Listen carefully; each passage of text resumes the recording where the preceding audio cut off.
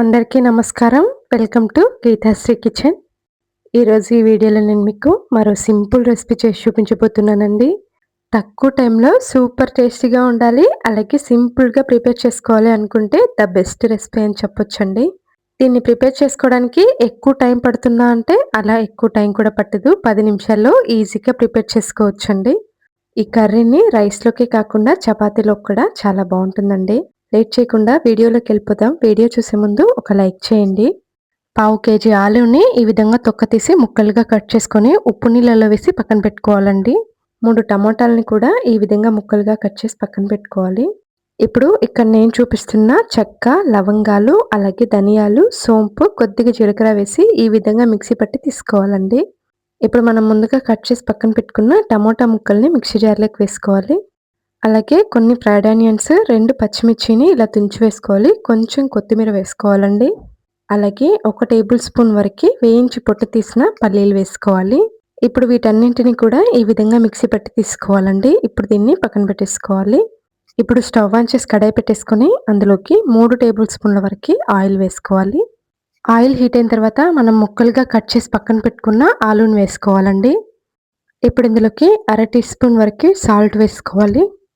అలాగే పావు tea spoon వరకు పసుపు వేసుకోవాలి. 1 టీ స్పూన్ వరకు కారం కూడా వేసుకొని మొత్తం అంతా కూడా కలిసే విధంగా కలుపుకోవాలండి. అంతా కూడా ఇలా చక్కగా కలుపుకుంటూ స్టవ్ని మీడియం ఫ్లేమ్లో ఉంచుకొని ఈ విధంగా ఫ్రై చేసుకోవాలండి. ఆలూని ఈ విధంగా ముందుగా ఫ్రై చేసుకున్నామంటే టేస్ట్ చాలా బాగుంటుందండి. అంతా కూడా ఇలా కలుపుకుంటూ ఓ 5-6 నిమిషాల పాటు స్టవ్ని మీడియం ఫ్లేమ్లో ఉంచుకొని కుక్ చేసుకోవాలి. ఇక్కడ నేను కొంచెం కలర్ మారిన తర్వాత తీసి చూపిస్తున్నాను చూడండి. ఒక స్పూన్ తీసుకొని ఈ విధంగా కట్ చేసామంటే 2గా బ్రేక్ అవ్వాలండి. ఈ విధంగా కుక్ చేసుకుంటే సరిపోతుంది. ఇప్పుడు ఈ ముక్కలన్నింటినీ ఏదైనా ఒక ప్లేట్లోకి తీసుకొని పక్కన పెట్టేసుకోవాలి. ఇప్పుడు అదే ఆయిల్లోకి 1 స్పూన్ వరకు అల్లం వెల్లుల్లి పేస్ట్ వేసుకోవాలండి. ఇప్పుడు ఈ అల్లం వెల్లుల్లి పేస్ట్ పచ్చివాసన పోయే వరకు కలుపుకుంటూ ఫ్రై చేసుకోవాలి.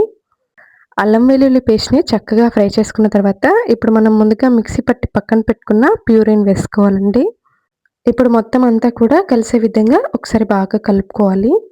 ఇప్పుడు ఇందులోకి మళ్ళీ 1/2 టీ స్పూన్ వరకు సాల్ట్ వేసుకోవాలి. అలాగే 2 టీ స్పూన్ల వరకు కారం వేసుకోవాలండి.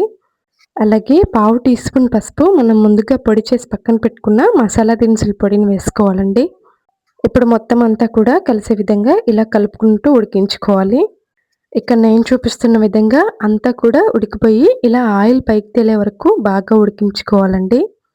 ఆయిల్ మొత్తం ఈ విధంగా పైకి తేలిన తర్వాత ఇప్పుడు మొత్తం అంతా కూడా ఒకసారి బాగా కలుపుకోవాలి.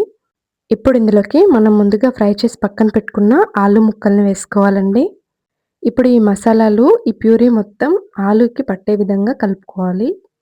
ఈ మసాలా మొత్తం ఈ విధంగా ముక్కలకు పట్టిన తర్వాత ఇప్పుడు ఇందులోకి 1 గ్లాస్ వరకు నీళ్ళు వేసుకోవాలి.